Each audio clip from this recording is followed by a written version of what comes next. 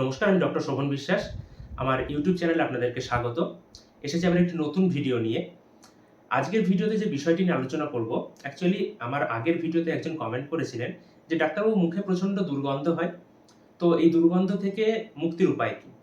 হ্যাঁ, আমাদের day to day লাইফে মুখে দুর্গন্ধ হলে মানুষের সাথে কথা বলতে গেলে সেটি খুবই অস্বস্তির একটি কারণ হয়ে দাঁড়ায়। প্রচণ্ড বিব্রতকর। তাই মুখে দুর্গন্ধ থেকে মুক্তির উপায় কী, সেগুলি জানার আগে সবার আগে জানতে হবে মুখে দুর্গন্ধের কারণগুলি কী কী।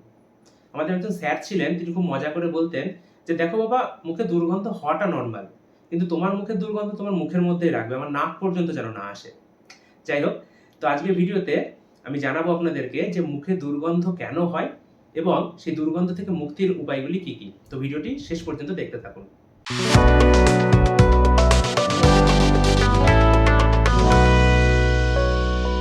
মুখে দুর্গন্ধ হওয়ার প্রথম কারণ সেটি হচ্ছে মুখ শুকিয়ে যাওয়া, মুখ ড্রাই হয়ে যাওয়া। আমাদের মুখের ভিতরে কন্টিনিউয়াসলি লালারস ক্ষরণ হচ্ছে। এই লালারস আমাদের মুখের ভিতরটাকে ভেজা বা সিক্ত রাখে।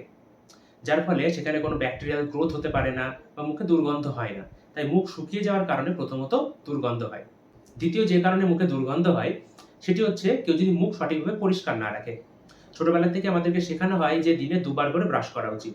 সকালে ঘুম থেকে ওঠার পর এবং রাত্রে ঘুমোতে যাওয়ার আগে। কিন্তু আমাদের অনেকেই আমরা সেটি কখনো ফলো করি না।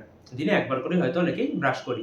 যার ফলে মুখের ভিতরে নোংরা জমতে থাকে এবং সেটি দুর্গন্ধের একটি অবশ্যই বড় কারণ। কেন হয়? মুখের ভিতর খাবারের যে কণাগুলি আটকে থাকে, সেখানে ব্যাকটেরিয়া জন্মায়। এই ব্যাকটেরিয়াগুলি আমাদের খাবারগুলিকে ফার্মেন্টেশন করে বা খাবারগুলিকে হজম করতে সাহায্য করে।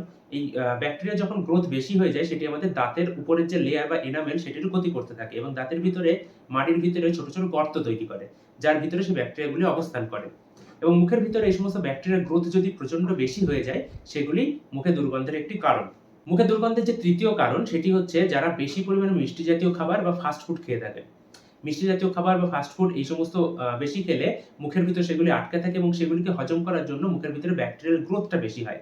যার ফলে আমাদের মুখে দুর্গন্ধ হতে পারে। মুখে দুর্গন্ধ হওয়ার ৪ নাম্বার কারণ, যারা স্মোক করে বা যারা তামাক জাতীয় পান মসলা বা বিভিন্ন নেশার সামগ্রী যারা ব্যবহার করে থাকেন, তাদের ক্ষেত্রে মুখে দুর্গন্ধ বেশি হয়।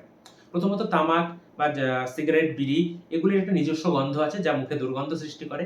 তাছাড়া এই সমস্ত জিনিস ব্যবহার করার ফলে মুখ ড্রাই হয়ে যায়। যেটি প্রথমেই বললাম, লালারসের ক্ষরণ কমে যায়। মুখ ড্রাই হওয়া একটি দুর্গন্ধের বড় কারণ।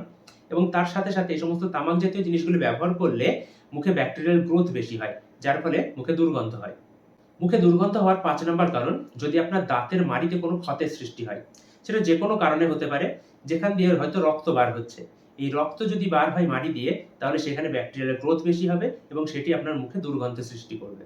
মুখে গন্ধ হওয়ার ৬ নাম্বার কারণ, মুখে গন্ধ শুধুমাত্র মুখের ভিতরের কারণের জন্যই হয় না, দেহের অন্যান্য অসুখ বা অন্যান্য অঙ্গ-প্রত্যঙ্গের সমস্যার জন্য মুখে দুর্গন্ধ হতে পারে। যেমন ধরুন, যদি কারো দীর্ঘদিন ধরে সর্দি লেগে থাকে, কারোর যদি সাইনাসের প্রবলেম থাকে, কারোর যদি শ্বাসনালীর বা শ্বাসযন্ত্রের সমস্যা থাকে, কারোর অ্যাস্তমা থাকে, কারোর যদি পেটের সমস্যা থাকে, সেই সমস্ত কারণেও মুখে দুর্গন্ধ হয়। তাহলে অতি সংক্ষেপে আমি আপনাদেরকে জানালাম যে মুখে দুর্গন্ধের অ্যাকচুয়ালি কারণগুলি কি, কি। তো আপনার ক্ষেত্রে এর ভেতরে কোন কারণটি অ্যাপ্লিকেবল সেটি আপনাকে খুঁজে বার করতে হবে। তাহলে দাঁতের বা মুখের সুস্বাস্থ্য বজায় রাখতে এবং মুখের দুর্গন্ধ দূর করতে কি, কি ভালো অভ্যাস আপনাকে তৈরি করতে হবে, সেগুলো এবার পরপর বলছি। ১ নাম্বার, বেশি পরিমাণে জল খেতে হবে এবং শুধুমাত্র বেশি পরিমাণেই খেলে হবে না, সেটি মাঝে, মাঝে অল্প, অল্প পরিমাণে খেতে হবে যাতে মুখের ভিতরটি ভেজা থাকে এবং তাতে মুখের ভিতর লালারসটি ভালো করে ক্ষরণ হয়, মুখ যাতে ড্রাই না হয়ে যায়। ২ নাম্বার, মিষ্টি জাতীয় খাবার, ফাস্ট ফুড, এই জাতীয় খাবারগুলি, চর্বি জাতীয় খাবার, এগুলি যতটা সম্ভব কম খেতে হবে। তার ফলে আপনার মুখের ভিতরে দাঁতের এবং মাড়ির সুস্বাস্থ্য বজায় থাকবে। ৩ নাম্বার, দিনে অবশ্যই ২ বার ব্রাশ করতে হবে, সকালে ঘুম থেকে ওঠার পর এবং রাত্রে ঘুমোতে যাওয়ার আগে। এছাড়াও প্রতিবার খাবার খাওয়ার পরে ভালো করে কুলকুচি করে মুখ পরিষ্কার করতে হবে। মুখের ভিতরে দাঁতের মাড়ি দিয়ে কোনো জায়গা দিয়ে রক্তক্ষরণ হচ্ছে কিনা সেটি ভালো করে লক্ষ্য করতে হবে, হলে তার উপযুক্ত ব্যবস্থা নিতে হবে। এছাড়া জিভের উপরে আমাদের ময়লা জমে এবং এই জিভের উপরে যে ময়লার একটা আস্তরণ পড়ে, সেটি মুখে দুর্গন্ধ সৃষ্টি করে। তাই শুধু দাঁত মাজলেই হবে না, দাঁত মাজার সাথে, সাথে জিভের উপরের আস্তরণটিকে সরানোর জন্য জিভটিও নিয়মিত পরিষ্কার করতে হবে। এছাড়া কি করা যেতে পারে? ধূমপান বা স্মোকিং থেকে যতটা সম্ভব বিরত থাকতে হবে। তামাক জাতীয় পদার্থ সেবন করা বন্ধ করতে হবে। কারণ এগুলি শুধু আপনার মুখে দুর্গন্ধই সৃষ্টি করে না, এগুলি মাউথ ক্যান্সারের বড় কারণ এবং এছাড়াও শরীরে নানা রকম বড়, বড় সমস্যা সৃষ্টি করে। তাই যেকোনো রকম নেশা থেকে অবশ্যই বিরত থাকুন। এছাড়া কিছু শাকসবজি এবং ফলমূল আছে যেগুলি মুখ পরিষ্কার রাখতে সাহায্য করে এবং সেই সঙ্গে মুখে দুর্গন্ধ হতে দেয় না। যেমন শসা, গাজর, পেয়ারা, এই সমস্ত শাকসবজি এবং ফলমূলগুলিতে প্রচুর পরিমাণে ফাইবার থাকে। এগুলি যদি আপনি খান তাহলে আপনার শুধুমাত্র শরীর সুস্থ থাকবে তাই নয়, এর সাথে মুখের হেলথ বজায় থাকবে এবং মুখে কখনোই দুর্গন্ধ হবে না।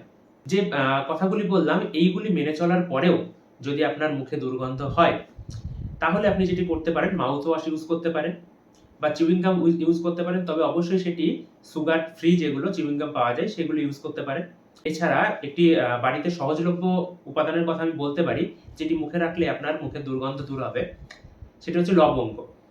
একটি দানা লবঙ্গ আপনি মুখের মধ্যে যদি রাখেন এবং ধীরে ধীরে আস্তে আস্তে চিবোতে থাকেন, সেটি আপনার মুখের দুর্গন্ধ দূর করবে।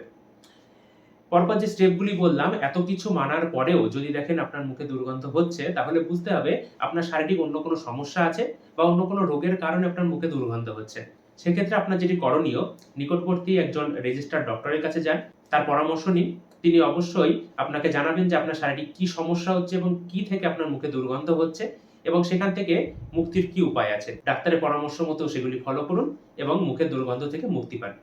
আমার এই ছোট্ট ভিডিওটিতে আমি বোঝানোর চেষ্টা করলাম যে কি কি কারণে মানুষের মুখে দুর্গন্ধ হতে পারে এবং সেখান থেকে মুক্তির কি কি উপায় আছে।